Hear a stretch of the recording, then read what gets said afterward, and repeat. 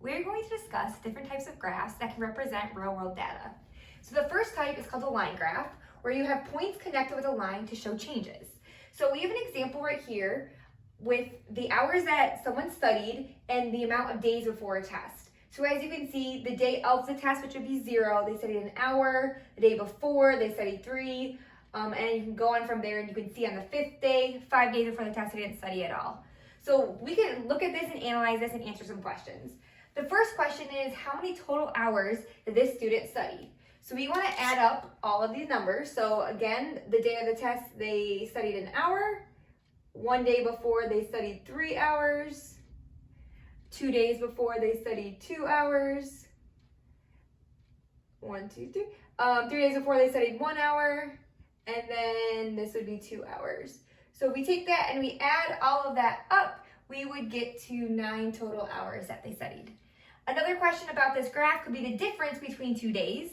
So our question is the difference between 1 day before the test when they studied 3 hours, right here, and 3 days before the test when they studied 1 hour. So 3 minus 1, that will be a difference of 2 hours on those 2 days.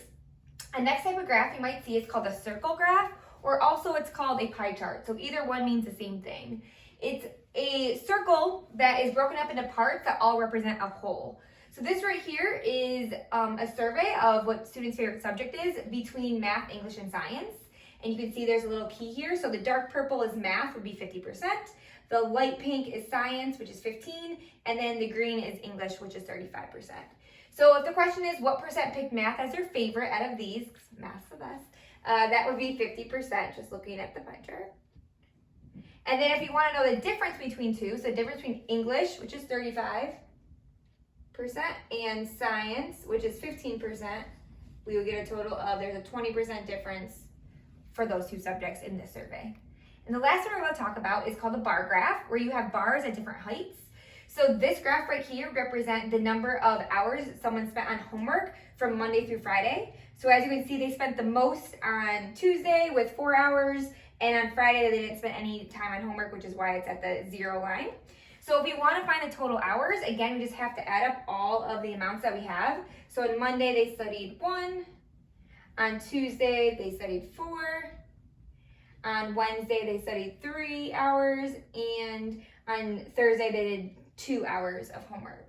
So if we add all that up, that would be a total of 10 hours spent that week on homework. And then again, if you want to look at the difference between 2 days, so difference between the amount of hours on homework on Tuesday and Thursday. So Tuesday, there was 4 hours. Thursday, there was 2 hours. So the difference between those 2 days would be 2 hours.